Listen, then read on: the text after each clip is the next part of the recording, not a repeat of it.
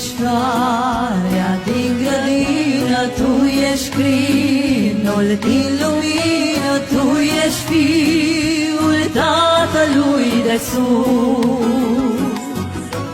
Tu ești rodul suferinței din grădina umilinței, nu pleca din brațul lui Iisus.